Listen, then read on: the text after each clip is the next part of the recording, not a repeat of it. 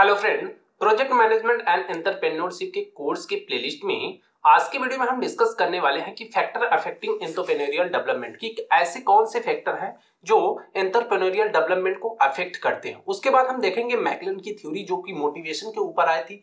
मैकलन ने एक थ्योरी दी थी कि हम किस तरह से अपने मोटिवेशन को एक्टिव रख सकते हैं, तो उसके बारे में हम डिस्कस करेंगे। और उसके बाद हम डिस्कस करेंगे कि कॉन्सेप्चुअल मॉडल ऑफ एंटरप्रेन्योरशिप का कॉन्सेप्चुअल मॉडल क्या होता है, जो कि काफी इंपॉर्टेंट है एग्जाम पॉइंट ऑफ व्यू से और अक्सर एग्जाम में पूछा जाता है। उसके बाद हम देखेंगे कि इंटरप्रेन्योर और एंटरप्रेन्योर क्या होता है, इसके बीच में क्या मेजर डिफरेंस है। सो वीडियो को लास्ट तक जरूर देखेगा। और हाँ, अगर अभी तक आपने हमारे चैनल को सब्सक्राइब नहीं किया है तो जल्दी से सब्सक्राइब कर लीजिए। और अगर आप इस पीपीटी या फिर इस पीडीएफ को डाउनलोड करना चाहते हैं तो डिस्क्रिप्शन में लिंक है, आप वहां से जाके डाउनलोड कर सकते हैं। अब अगर हम बात करें कि ऐसे कौन से फैक्टर हैं जो कि एंटरप्रेन्योरियल डेवलपमेंट को अफेक्ट करते हैं, तो सबसे पहले हम समझते हैं कि जो भी एंटरप्रेन्योरियल होता क्या। जैसे एंटरप्रेन्योर क्या होता है कि आप जब किसी नई फ्रेश आइडिया के साथ आते हैं मार्केट के अंदर और उस आइडिया को ग्रो करना, क्योंकि लोगों के रियल लाइफ प्रॉब्लम है उसको आप सॉल्व करते हैं, तो हम क्या करते हैं अपने बिजनेस को स्टार्ट करते हैं, ग्रो करते हैं। ठीक है, जस्ट लाइक क्या होता है, एक तरह का पजल्स होता है। पजल्स में क्या होता है कि सारी चीजें बिखरी होती है, तो हम क्या करते हैं पजल्स को जब एक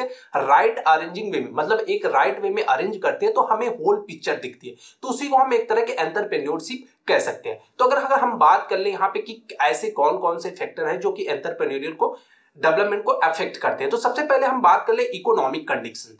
इकोनॉमिक कंडीशन क्या होती है कि भाई जैसे आप क्या कर रहे हैं कि बिजनेस को स्टार्ट करें, तो बिजनेस के अंदर किस तरह से आप इन्वेस्टमेंट करेंगे, ठीक है, किस तरह से मनी को लगाएंगे, आपके पास क्या, आप फाइनेंशियल प्रॉब्लम के हिसाब से क्या कर रहे हैं, स्ट्रगलिंग कर रहे हैं या फिर ग्रो कर रहे हैं, ये सारी चीजें इसके अंतर्गत आ जाती है। उसके बाद एक्सेस टू रिसोर्स होता है। एक्सेस टू रिसोर्स के अंदर की मतलब जब आप किसी भी बिजनेस को रन कर रहे हैं तो बहुत सारे चीजों की जरूरत पड़ती है, ठीक है, तो उस चीजों मतलब जो भी आपके पास एक्सेस होगा, जो भी टूल्स होंगे जिसका आप यूज करके अपने बिजनेस को एनालाइज करोगे, ग्रो करोगे, वो सारी चीजें आ सकती हैं। उसके बाद आता है एक इंपॉर्टेंट फैक्टर जिसको हम एजुकेशन एंड नॉलेज, क्योंकि अगर आप किसी भी बिजनेस को रन कर रहे हैं तो सबसे मैटर जो बड़ी बात करती है वो एजुकेशन और नॉलेज करता है, क्योंकि आप बिना एजुकेशन और नॉलेज के अपने बिजनेस को ग्रो नहीं करा सकते, ठीक है। या फिर आप किसी पर्सन को हायर करें जिसके पास एजुकेशन नॉलेज हो, फिर आप क्या करते हैं कि उसके ऊपर सारी चीजें थोप देते हैं, तब वो क्या करता है आपके बिजनेस को ग्रो कराता है। अब बात आती है मार्केट डिमांड की। मार्केट डिमांड क्या होता है कि हमें एनालाइज करना होता है कि मार्केट के अंदर क्या चीजें चल रही है, जो कि मार्केट के अंदर चीजें चल रही है, अगर हमारी कंपनी क्या कर रही है कि उस चीज से रिलेटेड नई चीजें बना रही, लोगों की जरूरत क्या है। अब जैसे सपोज दैट कि विंटर का समय है और क्या आप कर रहे हैं कि समर वाली चीजें बेच रहे हैं, तो नहीं बिकेगी, तो ये सारी चीजें होती है। मार्केट की डिमांड क्या है, हमें इन सारी चीजों को एनालाइज करना है। गवर्नमेंट की कुछ पॉलिसीज होती हैं, उसके हिसाब से हमें काम करना होता है। उसके बाद सपोर्ट सिस्टम होता है। सपोर्ट सिस्टम क्या होता है कि ऐसे लोग होते हैं जो कि हमें क्या करते हैं कि सपोर्ट करते हैं। सपोर्ट इन द सेंस की मतलब कई जगह हो सकता है, जैसे कहीं हमें डिसीजन लेना हो तो उन सारे फैक्टर्स से, ठीक है, क्या चीजें राइट है क्या रॉन्ग है, ये सारी चीजों के अंतर्गत होता है। उसके बाद इनोवेशन एंड टेक्नोलॉजी आ जाता है। उसके बाद culture and the social norms होता है, जिसके अंदर क्या होता है कि लोगों, जो भी हमारे कस्टमर्स है उसको एनालाइज करना कि कस्टमर्स की डिमांड क्या है, हमारे कस्टमर्स किस तरह के, कस्टमर्स की एज ग्रुप क्या है, ये सारी चीजें आइडेंटिफाई करना। उसके बाद पर्सनल मोटिवेशन, क्योंकि जो भी एक एंटरप्रेन्योर है, एंटरप्रेन्योरशिप, तो उसमें क्या है कि हमें जो भी आप हैं, आप अगर अपना बिजनेस खुद का स्टार्ट करें तो आपको पर्सनल मोटिवेटेड होना बहुत ज्यादा जरूरी है, क्योंकि जब आप किसी भी टास्क को परफॉर्म करोगे, अगर आप मोटिवेटेड नहीं हो तो आप क्या करोगे, अपने बिजनेस को ग्रो नहीं करा सकते। उसके बाद रिस्क टॉलरेंस आता है। रिस्क टॉलरेंस के अंदर क्या होता है कि जो भी बिजनेस के अंदर बहुत सारे फेज ऐसे देखने को मिलेंगे कि जहां पे आपको क्या करना पड़ेगा कि कहीं कहीं ऐसा फेज होगा जहां पे आप स्ट्रगल करेंगे और कहीं कहीं ऐसा फेज होगा जहां पे आप ग्रो करेंगे। तो दोनों चीजें होंगी। कुछ ऐसे पॉइंट्स आएंगे जहां पे आपको डिसीजन लेना होगा, जिससे क्या हो सकता है कि आपका बिजनेस ग्रो भी कर सकता है या फिर हो सकता है आपका बिजनेस पूरा डूब भी जा सकता है। तो ये सारी चीजें रिस्क के अंदर आ जाती है। अभी हमने यही सारी चीजें बात करी, जैसे इकोनॉमिक कंडीशन, एक्सेस रिसोर्स और एजुकेशन और नॉलेज के बारे में, तो ये सब आप देख सकते हैं, ठीक है। तो अब आगे हम बात करें कि अगर इसके एग्जांपल की बात करें, सपोज आप कर लो कि आप एक कोई बेकरी ओपन करते हो, ठीक है, आपने स्टार्ट किया कोई स्मॉल बेकरी और आपकी जो इकोनॉमिक कंडीशन है बहुत बढ़िया है, ठीक है, आपके पास पैसे हैं उस बेकरी को ओपन करने के लिए, और आपने बेकरी को ऐसी जगह पे ओपन किया है जहां पे आपको लोग बहुत ज्यादा पसंद करते हैं, ठीक है, आपने जो मनी उसके अंदर स्पेंड किया उससे लोग आप क्या करें, आपको लोग पसंद कर रहे हैं, ठीक है। अब एक ऐसी प्लेस पे जहां पे आपको कस्टमर बहुत ज्यादा कंपटीटर्स आपके नहीं है, मतलब मतलब जहां पे आपने ऐसे प्लेस पे बेकरी को ओपन किया है जहां पे और सारी बेकरी नहीं है, आपकी सिंगल बेकरी है। तो ये साइन क्या होता है कि दैट्स गुड, आपका बिजनेस बहुत अच्छा है, ठीक है। हैविंग द राइट इक्विपमेंट्स, आपके पास राइट इक्विपमेंट्स होने चाहिए, नॉलेज हैव टू बेक, आप किस तरह से बेकरी के अंदर काम होता है, ये सारी चीजें आपके पास जानकारी होना चाहिए। या फिर आप इसके लिए क्या कर सकते हैं कि हायर कर सकते हैं कुछ एम्प्लॉय को। तो ये सारी चीजें क्या होती है कि एक इंपॉर्टेंट रिसोर्स के अंदर आ जाती है, जैसे इक्विपमेंट्स हो गया जिससे आप बेक कर पाए, ठीक है, आपके पास एम्प्लॉयमेंट हो, ये सारी चीजें हो, तो वो क्या हो गया कि आपका एक तरह का रिसोर्स हो गया। अब कुछ गवर्नमेंट की पॉलिसीज होंगी, जैसे आपको क्या हुआ, गवर्नमेंट द्वारा लाइसेंस मिल गया बेकरी की, ठीक है, तो ये सारी चीजें क्या होगी, अब एक तरह का आपका ये स्मॉल बिजनेस है, ठीक है। पॉजिटिव फैक्टर यह है कि आपको सारी चीजें पॉजिटिव वे में मिल रही है, जैसे सबसे पहले आपकी इकोनॉमिक कंडीशन वेल थी, उसके बाद लोग आपको पसंद कर रहे हैं, ठीक है, जो भी कस्टमर रिटेंशन था वो आपको मिल रहा है। उसके बाद क्या होता है कि आपकी बेकरी ऐसे जगह पे खुली है जहां पे आपका कंपटीशन नहीं है, ठीक है, आपके पास सारे इक्विपमेंट्स है, नॉलेज है, एम्प्लॉय है, तो आपके पास उसके बाद गवर्नमेंट का लाइसेंस भी। तो ये सारी चीजें क्या करती है कि आपके एंटरप्रेन्योरियल डेवलपमेंट को बढ़ावा देने का काम करती है। और अगर इसी में से कोई भी कंडीशन खराब होती है आपकी, तो आप क्या होते हैं, अफेक्टेड होते हैं, किससे, एंटरप्रेन्योरियल डेवलपमेंट से। सपोज दैट अगर आपके पास क्या है कि पैसे नहीं है, तो आप बेकरी को अच्छी तरह से रन नहीं कर पाओगे, आप उसके अंदर सामान नहीं ला पाओगे, ठीक है, या फिर लोग आपको पसंद नहीं करते, या फिर मार्केट के अंदर कंपटीशन बहुत ज्यादा हुआ, तो आपको बहुत ज्यादा दिक्कतें हो सकती हैं। क्योंकि सपोज दैट आपके पास जो भी बेक होंगे, तो आप उनको कब सेल करेंगे, ये सारी चीजें बहुत आप लिमिटेड आपको बनाना पड़ेगा, लोग आपको पसंद नहीं करेंगे, तो बहुत सारी चीजें आ सकती है इसके अंदर। तो यही सारी हमारी क्या होती है जो कि एक एंटरप्रेन्योरियल डेवलपमेंट को अफेक्ट करने का काम करती है। अब आगे अगर हम बात करें कि जो मैकलन थ्योरी थी, कि मैकलन की मोटिवेशन थ्योरी क्या थी, इंटरप्रेन्योरियल मोटिवेशन जो मैकलन ने थ्योरी दिया था, उन्होंने एक साइकोलॉजिस्ट थे जिनका आइडिया, जो भी इंटरेस्टिंग आइडियाज थे, drive people including the entrepreneurial to well in work drive. इन्होंने 3 चीजें बताई थी जिससे आप क्या कर सकते हैं कि अपने मोटिवेशन को ऊपर भेज सकते हैं। क्या थी 3 चीजें, एक थी अचीवमेंट, दूसरा था अफिलिएशन और तीसरा था पावर।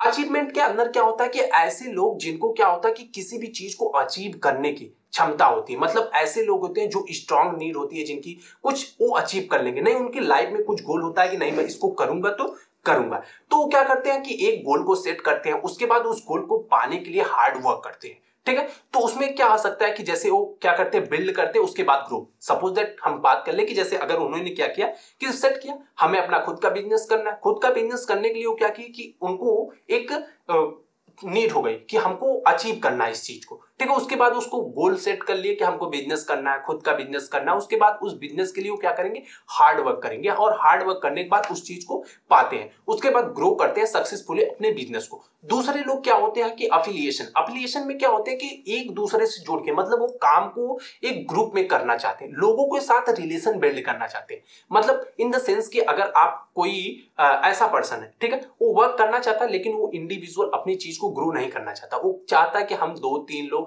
मतलब एक ग्रुप में काम करें, मतलब मिलके एक चीज को बिल्डअप करना। तो वहां पे क्या करता है कि वो रिलेशन बिल्ड करने का काम करता है, तो उन लोगों को अफिलिएशन बोलते हैं। पावर होता है, पावर ऐसा होता है कि ये दोनों चीजों को पीछे छोड़ देता है, अचीवमेंट और अफिलिएशन को। कैसे, पावर वो ऐसे बंदे के पास होता है जिसके पास चार्ज होते हैं, मतलब वो इंपॉर्टेंट डिसीजन ले सकता है, ठीक है, ऐसे डिसीजन ले सकता है जो कि आपकी कंपनी को ग्रो भी करा सकती हैं या फिर सीधे डाउनफॉल भी करा सकती है। तो इस तरह को पावर क्या होते हैं, जिसके पास मनी हो, ठीक है, आप जानते होंगे पावर किसके पास होते हैं, तो जो क्या करता है खुद के बिजनेस को रन करता है, लीड करता है, एक तरह के कह सकते हैं कि जो हमारा लीडर होता है, लीडर के पास क्या होती है कि पावर होती है, वो किसी भी चीज को डिसीजन ले सकता है, या फिर प्रोजेक्ट मैनेजर को कह सकते हैं, प्रोजेक्ट के अंदर क्या करता है वो सारे डिसीजन लेता है, लेकिन एट ए प्रोजेक्ट लेवल तक ही वो क्या है उसके पास पावर है, लेकिन उसके आगे जाए एचआर है, सीओए है, तो ये सारी चीजें बदल जाती हैं बिजनेस के अंदर। तो इसके एग्जांपल्स की बात कर ले, सपोज अगर हम कर ले कि जैसे सपोज दैट हम बात कर ले सबसे पहले कि जो मैकलन थ्योरी थी उसके अंदर कि अगर हम एक अचीवमेंट की बात अगर हम करें, तो अचीवमेंट में अगर कोई पर्सन है जो चाहता है कि वो प्रॉब्लम्स को सॉल्व करे, ठीक है, उसको अच्छा लगता है कि किसी भी प्रॉब्लम को सॉल्व करे, तो क्या करता है टारगेट को सेट करता है और कोई टेक कंपनी को खड़ा करता है, ठीक है, टेक कंपनी के अंदर वो क्या करता है बहुत सारे इनोवेशन सोल्यूशन को लेके आता है, हार्ड वर्क करता है और अपने बिजनेस को स्टैंड आउट करता है। तो क्या किसके अंदर आ जाता है, अचीवमेंट, मतलब क्या करता है कि उसको रियल लाइफ प्रॉब्लम सॉल्व करना अच्छा लगता है। और सेकंड पर्सन में अगर हम बात करें तो ऐसे लोग हो गए जो एक दूसरे से मिलकर रहना पसंद करते हैं, ठीक है, ऐसे जो फील्ड के वर्क करते हैं या फिर एक ग्रुप में काम करते हैं, अगर सपोज दैट अगर हम बात कर ले तो उस तरह से, तो वो क्या करते हैं कि ऐसा एटमॉस्फेयर क्रिएट करते हैं जहां पे लोग एक दूसरे के साथ हैंग आउट करते हैं, ठीक है, तो उसे हम बोलते हैं अफिलिएशन टाइप में आ जाता है। और थर्ड हमारा क्या होता है कि पावर, ऐसा पर्सन जिसके पास में पूरा चार्ज हो, वो डिसीजन ले सकता है, डिसीजन नहीं ले सकता है, ठीक है, तो वो क्या कर सकता है कि बिजनेस को स्टार्ट करना, वो सारी चीजें उसके हाथ में होती है। एज ए बॉस वो क्या करता है, टीम को लीड करने का काम करता है और ओन करता है ओवरऑल बिजनेस को, तो इनको हम बोलते हैं कि ये पावर टाइप के अंदर आते हैं। अब आगे हम बात करते हैं कि हमारा कॉन्सेप्चुअल मॉडल क्या होता है एंटरप्रेन्योरशिप के अंदर। कॉन्सेप्चुअल मॉडल बहुत ज्यादा इंपॉर्टेंट टॉपिक हो जाती है क्योंकि एग्जाम में अक्सर पूछा जाता है।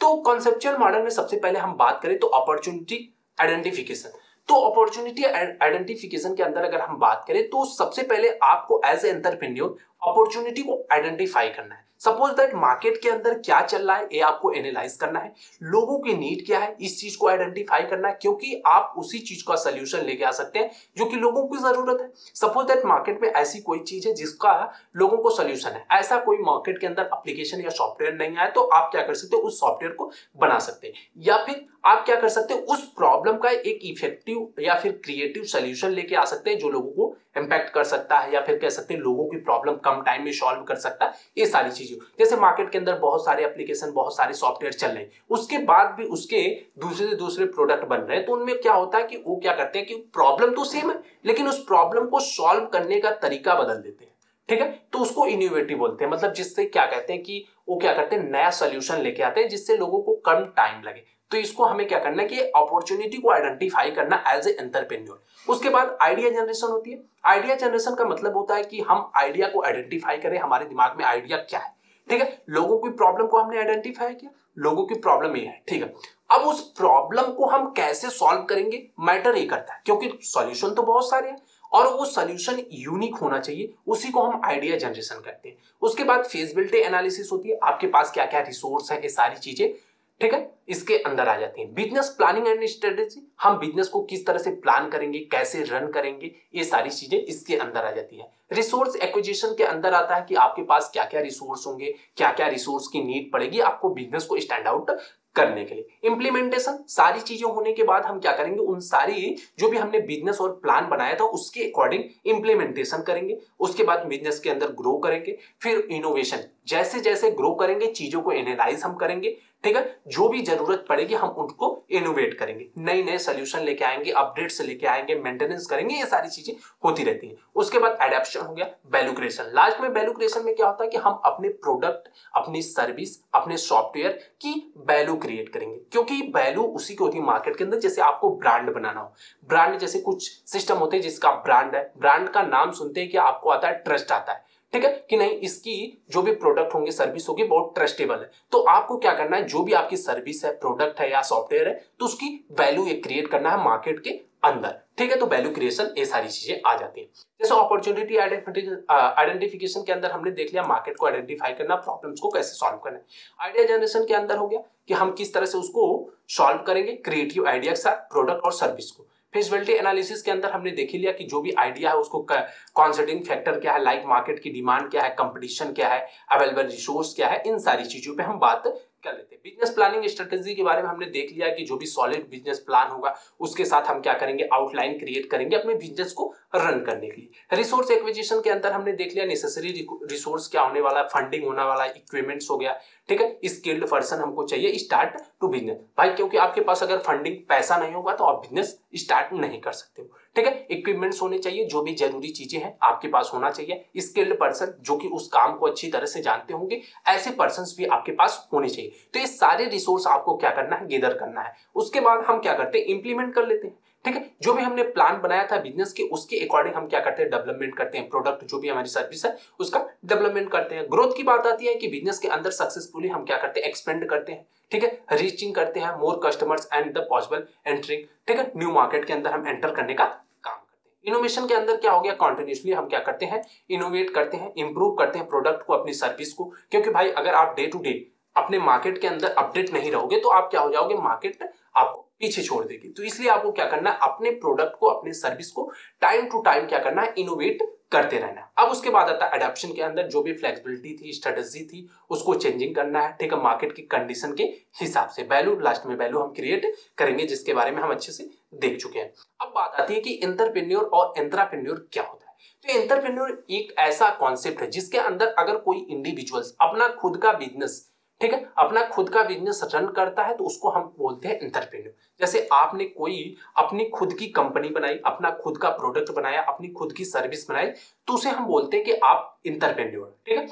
तो अगर आप अपने खुद के बिजनेस को रन करते हो या फिर ओन करते हो तो आप क्या हो जाओगे, एक एंटरप्रेन्योर हो जाओगे। आप जो भी सारी चीजें होंगे, रिस्क होंगी, creating something new like product, service और कंपनी, आप कुछ नया प्रोडक्ट या सर्विस कुछ भी लाते हैं तो वो आपके ऊपर, सारी चीजें आपके ऊपर डिपेंड करता है। रिस्क लेंगे तो भी वो आपके ऊपर डिपेंड करता है। लेकिन एंटरप्रेन्योर्स जो होते हैं वो आते हैं एक फ्रेश आइडिया के साथ। फ्रेश आइडिया मतलब कि आप किसी को कॉपी नहीं करेंगे, आपकी खुद की आइडियाज होनी चाहिए जो गेदर रिसोर्स करे, बिल्ड करे दियर बिजनेस फ्रॉम द स्क्रैच, ठीक है। आपका बिजनेस एक स्क्रैच से होना चाहिए, मतलब स्टार्टिंग से होना चाहिए, किसी का कॉपी पेस्टेड नहीं होना चाहिए। अब एंटरप्रेन्योर में क्या होता है कि एंटरप्रेन्योर का मतलब होता है कि एक ऐसा पर्सन होता है जो किसी एग्जिस्टिंग कंपनी के लिए काम करता हो। मतलब कि सपोज दैट अगर हमारे पास कोई पहले से एक कंपनी है, ठीक है, हम उस कंपनी में वर्क करते हैं। अब उस कंपनी में एज ए वर्क करते करते हमें क्या मिला, उस कंपनी को हम ओन करने लगे। ओन करने का मतलब है कि उसके डिसीजन लेने के राइट्स हमारे पास हो गए, तो इसको हम बोलते हैं एंटरप्रेन्योर। जो भी उसमें इन्वेस्टमेंट होगा, जो भी रिस्क होंगी, सारी कंपनी की होंगी, हमें एज ए पेमेंट, हमें पेमेंट मिलेगी, बस मुझे डिसीजन लेना है, ये होता है। अब इसके बीच में हम डिफरेंस देख लेते हैं कि क्या मेजर डिफरेंस है एंटरप्रेन्योर और एंटरप्रेन्योर के बीच में। अब अगर हम बात करें जैसे एंटरप्रेन्योर और एंटरप्रेन्योर की, सबसे पहले ओनरशिप की हम बात कर ले तो जो इसमें ओनर्स होता है एंटरप्रेन्योर के अंदर, खुद होगा वो पर्सन, ठीक है, ओन करता है और रन करता है दियर ओन बिजनेस, अपना खुद का बिजनेस वो रन करता है और ओन भी करता है। लेकिन एंटरप्रेन्योर में क्या होता है कि वर्क करता है किसी एग्जिस्टिंग कंपनी के लिए और उसके लिए वो ओनर नहीं होता है। जैसे कोई कंपनी का सीईओ हो, ठीक है, तो वो क्या होता है, दूसरी कंपनी के लिए कोई इंडिविजुअल पर्सन बनाया जाता है एग्जिस्टिंग कंपनी के लिए, तो वो क्या हो गया कि उसकी कंपनी नहीं है, सीईओ, कंपनी का फाउंडर कोई और है लेकिन सीईओ मैनेज कोई और कर रहा है। अब उसके बाद आती है रिस्क की। रिस्क के अंदर अगर हम बात करें, जो भी रिस्क होता है एंटरप्रेन्योर के अंदर, फाइनेंशियल रिस्क या फिर नए वेंचर्स हो गए, सारी चीजें क्या होता है कि एक पर्सन को लेना पड़ता है, ठीक है। यहाँ पे क्या होता है कि जो भी रिस्क होगी वो कंपनी देखेगी, आपको कोई दिक्कत नहीं है उस फाइनेंशियल रिस्क से। इनोवेशन की बात करें तो यहाँ पे आपको क्या करना है कि इनोवेट करना है, क्रिएट करना है एक नया प्रोडक्ट, नया सर्विस या फिर बिजनेस को। यहाँ पे क्या है कि कंपनी सबसे पहले एग्जिस्टिंग कंपनी है, उसके पास जो भी प्रोडक्ट है, सर्विस है, आपको उस सारी चीजों को इंप्रूव करने का काम करना है, ठीक है। कोई नया प्रोडक्ट, नया सर्विस नहीं बनाना है एंटरप्रेन्योर के अंदर, आपको बस इंप्रूव करने की जरूरत है। रिसोर्स की बात करें तो आपको नीड है gather resource like funding, staff, equipments and their owns, ये सारी चीजें आपको खुद से गेदर करना पड़ेगा। और यहाँ पे क्या होता है एंटरप्रेन्योर के अंदर, यहाँ पे कंपनी सारे रिसोर्स आपको प्रोवाइड करेगी, बस आपको काम करना है। कंट्रोल के ऊपर अगर हम बात करें तो कंट्रोल में क्या होता है एंटरप्रेन्योर के अंदर, आपको पूरा कंट्रोल होता है अपने बिजनेस के ऊपर, आप पूरे डिसीजन ले सकते हैं, डायरेक्शन दे सकते हैं। लेकिन यहाँ पे क्या होता है कि कुछ फ्रेमवर्क्स होते हैं, लिमिटेड कंट्रोल आपके पास होता है, आप हर मामले में ओन नहीं कर सकते, मतलब आप हर एक मामले में डिसीजन नहीं ले सकते। कुछ लिमिटेड फील्ड होंगी जहां पे आपको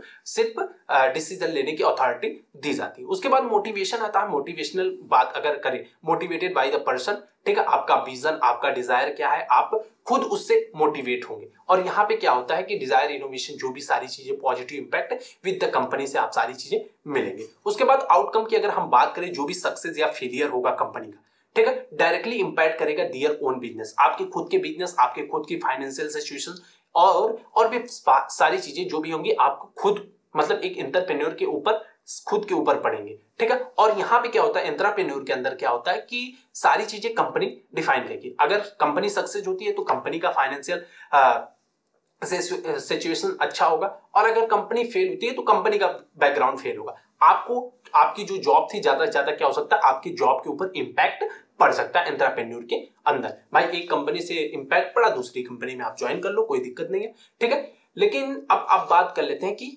इसके एग्जाम्पल की, एंटरप्रेन्योर और एंटरप्रेन्योर के एग्जाम्पल्स क्या है। इमेजिन अगर हम बात करें कि हम स्टार्ट करते हैं कोई ऑर्गेनिक फूड डिलीवरी सर्विस, ठीक है। तो वहां पे डियर एंड द एंटरप्रेन्योर्स, ठीक है, क्योंकि हमने क्या किया, खुद की अपनी ऑर्गेनिक फूड डिलीवरी सर्विस को स्टार्ट किया, तो हम एज ए एंटरप्रेन्योर वहां पे वर्क करेंगे, क्रिएट करेंगे एक new business from the scratch किया। और अगर बात करें employ within the big company, कोई हम मान लो कि सपोज दैट कि हम किसी कोई बड़ी कंपनी है, ठीक, इस बड़ी कंपनी के लिए हम क्या करते हैं, वर्क करते हैं, टेक कंपनी है, हम उसके लिए वर्क करते हैं। अब हमारे पास कोई नई ideas I for new applications के लिए, तो हम उसके अंदर इंप्रूव कर सकते हैं। अब कंपनी को सर्विस जो भी थी अच्छी लगी और उन्होंने क्या किया, हमें डिसीजन लेने के राइट्स दे दिए, तो हम एज एंटरप्रेन्योर वहां पे हो गए। तो ये सारी चीजें थे एंटरप्रेन्योर और एंटरप्रेन्योर। आई होप कि आपको सारी चीजें समझ में आई होंगी अच्छी तरह से। सो फ्रेंड, आज की वीडियो में बस इतना ही। अगर वीडियो पसंद आया हो तो लाइक, कमेंट और सब्सक्राइब जरूर कीजिएगा। और हाँ, अगर आप इस पीडीएफ या फिर इस पीपीटी को डाउनलोड करना चाहते हैं तो डिस्क्रिप्शन में लिंक है, आप वहां से जाकर डाउनलोड कर सकते हैं। Thanks for watching the video. Thank you, bye bye guys.